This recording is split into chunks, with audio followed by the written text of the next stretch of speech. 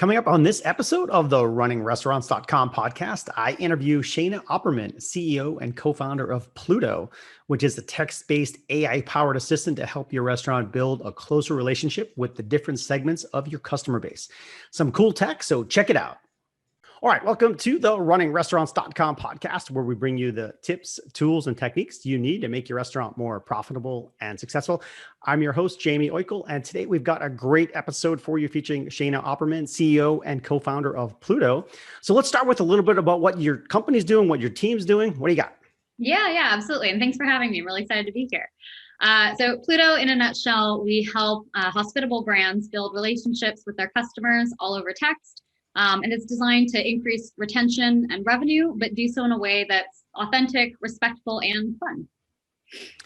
Yeah, and we're going to go out to your site in a little bit, and we'll screen share and talk about it because you have some good examples to look at. Okay. But before we do that, more about the founding of it, where the derivation of it, the derivation of the name, like where did it come from? How'd you guys get started? Yeah, no, absolutely. So actually, I did graduate research at MIT on tech's impact on human connection and what forms true sense of belonging. And we looked a lot into how do you deepen and sustain relationships, even with your friends and family remotely, and did a lot of research around that space, applied that framework then with brands and hospitality. So essentially folks that are trying to reach their members, their customers, and not just have a one-off transaction, but hope that there's more of a relationship there. And essentially, how do they treat them like a friend and family member as well, but also, of course, have that ROI boost, but do it in a way that strengthens the relationship first. Well, question, because when people think about text, the initial understanding is probably, okay, it's 11 o'clock. Let me put out a lunch special that's today at 11:30, right?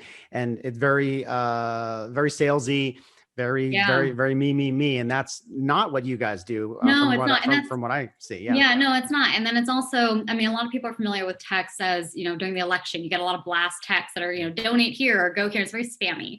And so what we've actually done is, since it's designed to be how you might treat a friend or family member, especially since text is such a sacred space, as how do you make it participatory, and how do you make it always value add, and how do you have humility, and how do you have some fun with it? So all of the things that we do, it's not just the system that'll generate some idea seeds for our customers.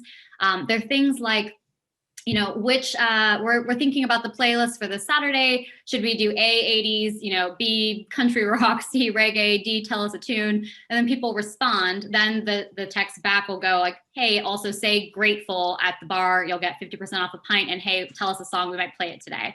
But those types of things. We've done scavenger hunts over text. We've done sending some just like online to offline different code words that you can then scan, text circle only, sort of drink recipes, those types of things. So it's always having this sorts of shared ownership in the brand and just making it really fun. Yeah, definitely. That sounds like the funner side of text. And let's go to the tech side of it. Yeah, MIT background, AI powered stuff, and people understand that more with the Alexas of the world. And it's probably going to go off as I say that. I gotta be careful. I have one nearby, but so people are more understanding this. But what is going on in the background in yours? Because it's not like an owner is replying to these directly. You have some fancy stuff going on. Yeah, What's it look like? My co-founders and I, they're also MIT and Google engineers, and we have a background in natural language processing that we've applied. So part of what's going on in the back end is essentially for our customers who are restaurant owners or marketing managers. They come in, it's a website, and then they can set, I'd like to drive revenue through delight this week. And then different text templates will pop up, and the system will suggest things smartly. So we've done a lot, as I mentioned, research before on what forms true sense of belonging. How do you actually provide value in a relationship? So it'll also be surfacing ideas, not just here's a fun way to drive revenue through delight, but you should send a thoughtful gesture before you send a promotion. And the types of it's basically this predictive guidance that is telling the restaurant owner or the manager what to send, when, and to who. And that's all just based on every text that goes in and out of the system. We're learning of what got responses, what got how did people feel, what was the sentiment that they wrote back. We're learning all of that, and then that's going into the system to help bubble up ideas to the folks deploying the texts. Right. And so I'm just, and again, we're about to go out to the site, but I'm thinking out loud. So it does one of the questions and the customer can respond to it. What if they sense in something weird or even specific to the thing? Is the system then listening and generating a response right away? Yeah, and it's also, so it's optional for each restaurant and each brand on how they want to handle this. But essentially, there's an assistive smart bot that when you write back, hey, our beloved bartender, 15 years, Andy, is cooking up some different specials as a welcome drink. Would you like A or B? And then people write back. Then coming back right after that, the bot can send, here's what Andy's been drinking this week, and here's the recipe. Cheers to you, and that goes immediately. So it's a sort of kind of back and forth experience. And then beyond that, if somebody writes back, it can continue to extend the conversation, or at a certain point, it can also flag it for someone on the brand or the restaurant to come in if it's something that, really should be like a more human back and forth as well. Correct. Yeah, I was thinking eventually you may hit that thing. So let me do that. Let me jump out to at least the screen I have now, and we'll start there. Sure. Makes sense. This look like the place. Yeah, these are a few. I can also pull up a couple others if you'd like. Yeah. I just have the main website up, heypluto.com. This is just one of the main sections of there. But so you talked about that. I'm kind of here on the input and feedback. You talked about pick the playlist, and you gave that example. That's kind of cool. And then it pings back with, hey, don't forget it's burger and pint night. So what else here that you might want to share from? There's a couple of others that would be, rather than just saying, as you mentioned before, rather than just saying, hey, it's cold out and here's our stew, which you certainly could do. Another way might be, hey, which dish should we pair with this cocktail that we've just created? And we might name the tasting notes. And then when people send in suggestions, they automatically get a quick text back with like a 30-second video from the chef saying, thanks so much for your suggestions. Stay tuned. We'll let you know what it is. And then the following week, the people that participated get a text with like, hey, this is the dish that we came up with. When we've done that, that's always become the best-selling dish that quarter, or best-selling item that it is, since people had that sense of back and forth and part of a shared journey. Yeah, I really like this idea of bringing them into the experience. And as I scroll down here, a couple of other. Oh, sorry. Go ahead. Well, I was just scrolling down here, but yeah, you can talk about other examples, other ideas, and whenever you want to chat about what's on screen. Sure. Yeah, I was going to say a couple of others. We had a lot of restaurants. And of course, during the pandemic, they weren't open. And so they were just trying to use text as a way to build anticipation for when they did, or do online events. One of our taverns and music venues literally was just sending a sort of like a drumbeat of different sort of menu input and music and fun facts. And then when they did send their sign up link for their grand reopening, it sold out in 8 minutes over on text, 100% on text. Oh. And it's just, and they also had sent it out on email and on social, but it in 8 minutes sold out on text. And part of that's because text it's bite size, if you will. It's scannable. You can also segment who gets what, unlike on social media, and that bot that can go back and make people feel immediately acknowledged, extend an experience. There's a lot that you can do. And our platform, and part of where the AI and the learnings come in, is it's not just the pipes to send texts to different groups. It's what do I send, when, and how does that actually, like we were just talking about these examples, announce news in a fun way, announce a special and a promotion in a way that's value additive, that's just trying to always have a lot of humility with everything that they're sending. The pandemic obviously has been dramatic for restaurants, and especially up where you guys were shut down hard and fast for a long time in Massachusetts area.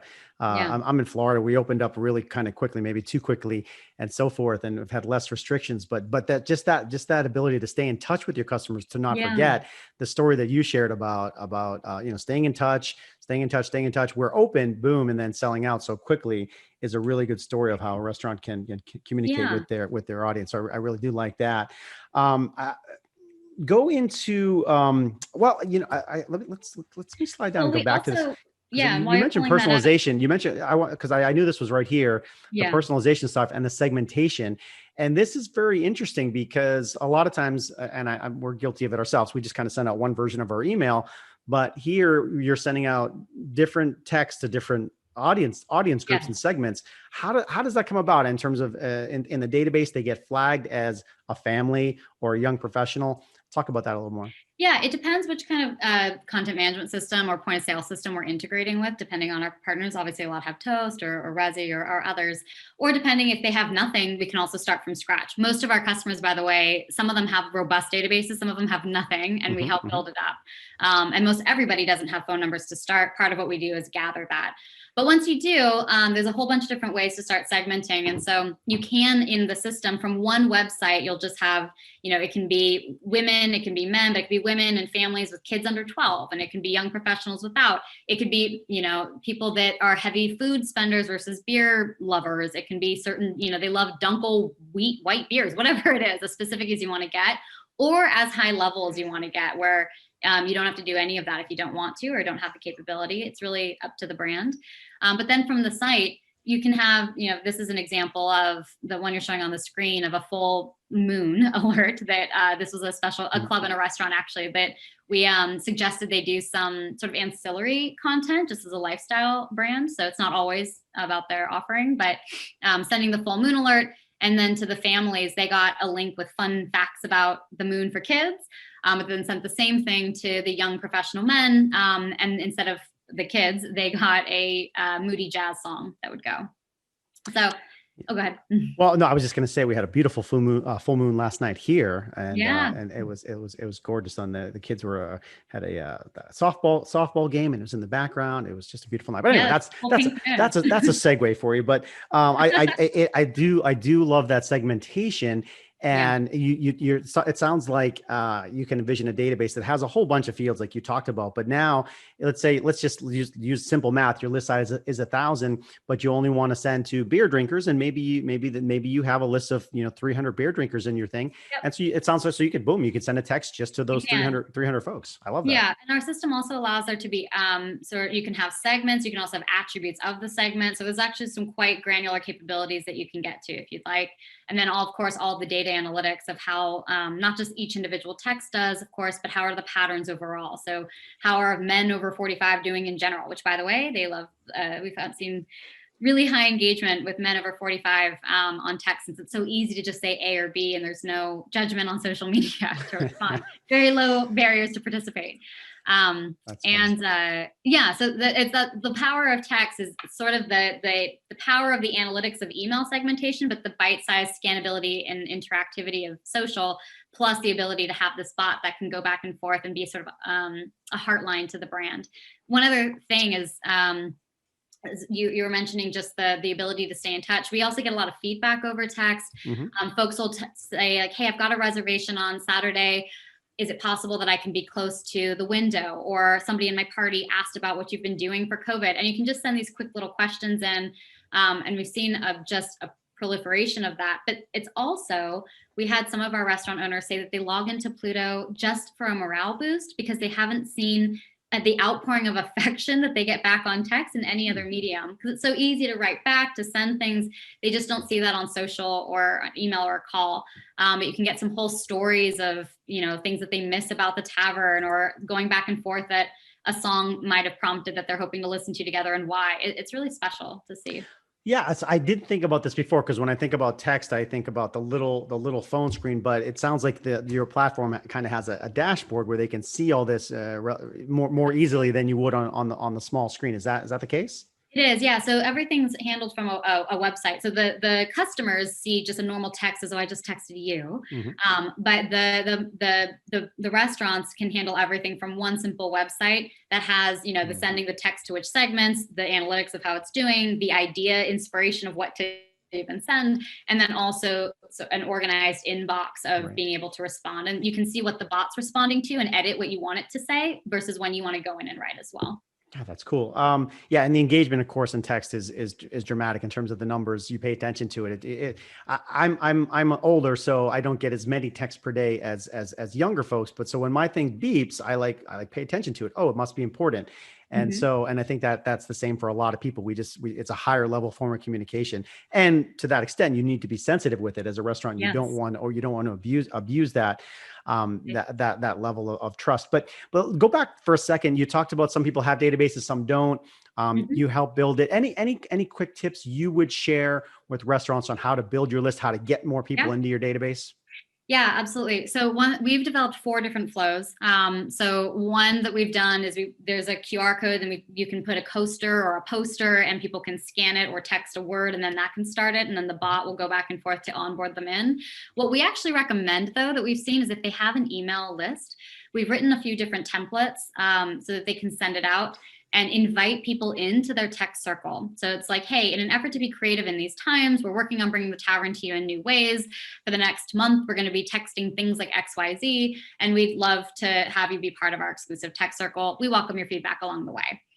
That invite lets people opt in. It also makes them feel part of your brand, and you get a brand lift. It doesn't set the expectation beyond the month if you don't want to continue this later anyway. And then you have this sort of permission to try lots of different types of content with them as well. And we've seen that work very strongly. So we've written those templates out, and we do them for the different, for our partners. We help deploy those. Yeah, and we had a big show about 2 weeks ago, a live show. We didn't get into text too heavy, but in the marketing segment, we did talk about it. And specifically, Matt, who was our guest that day, talked about customers building their own database list. It is so important. So we're not going to dig into that, hugely right now, but for folks that are listening to this, like, don't forget that you controlling your list is gold. And now, especially what you're talking about, the stuff you can do with it, the power inside of it. It's not just an email address. It's knowing more about your customers. It's super important, whether it's COVID or something else down the road, for you to know who your customers are and be able to reach them is super duper crazy important that I can't understate. So let me just poke around a little bit more. Maybe we'll finish here and see what else we want to talk about. What do you got here for a feature snapshot? What's here? What's some highlights? Yeah, a couple of things here. I think that we do these different activity modules over text that not everybody realizes you can do. So of course, there's the things that we talked about before, of being able to send out, different, A, B, C, which beer, which flavor should be our next beer, those types of things. But others, you can have a lot of fun over text. So we've deployed a few different activities. One is we've done like we call it a spark card, where it's a prompt. And if I text you something like, hey, Jamie, what was an unexpected silver lining of 2020? And you texted back, within seconds, like magic, it appears on this card that's in the text stream. And then we've seen some of our restaurants will then print them out and put them all like around the restaurant. It's just kind of like a fun online to offline. We've also done some different swaps where we had one bakery around the holidays. They did like a cookie swap, so that everybody would send in a cookie idea, and then you'd get one back on text anonymously from somebody else in the group. So it's sort of like the best of a Facebook group, but without the pressure of having to continue that entire interaction. But there's a nod towards the collective, and then they created an entire cookie recipe. Cookbook, and they distributed it to everybody, and then you could even print it and sell it. So just kind of a fun, there's a lot of different things you can do, and text as the medium for it, since you do have that bot that can take the pressure down from responding. It's bite size, it's quick. 98% of texts are read within the first 3 minutes, so it is going to be seen. But to your point, that's where our guidance and the cadence and those playbooks of when to send things and how, so that you're always treating it as a very sacred space, comes into play. Yeah. 100%. I love the creative stuff. I think of text as this one-way thing, but man, you guys are making it fun. So let me jump out of share and just ask you a couple other business related questions that our audience might have. And, first would be, is this for me? You guys work with big folks, small folks, fast food, fast casual, what are some of the target clienteles you guys look for? Yeah, it really ranges. So we have gourmet shops, specialty catering, elite social clubs with multiple locations, music venues, taverns with one location. It really varies. And we've had communities that started with 8 people to 88,000 people. So it can really vary in scale as well. I'd say that the folks that have where we really shine, though, is we're looking to continue to work with partners who want to scale their sense of welcome and know that part of what their value is that relationship, where it's not just the one-off transaction, but they'd like to build a relationship so people come back. Essentially, they're almost like a pillar of their community, or they're trying to be, sort of like part of a lifestyle of the folks with them. So that's really where we shine. It's that retention, that relationship of people that are ongoing and coming back versus, one-off acquisition. Yeah, and again, back to just restaurant 101, there's so much power in retention and getting one. If there's, I forget what the math is exactly, but bringing that customer who comes in 6 times a year back one extra time a year is so dramatic. Yeah. Or may imagine it's two. Imagine you double their visits by this sort of interchange. It is a big deal in terms of nurturing in the that restaurant industry. You probably know that. I mean, increasing your retention 5% can increase revenues like up to even 90% over a year. And ours, Pluto's Way, does an average bump of 20% retention. Yeah, it's big. It is. It adds dramatically and incrementally to the bottom line, which is super duper important. So on the hey, how much does it cost on the revenue model side? What are folks? What does it range for?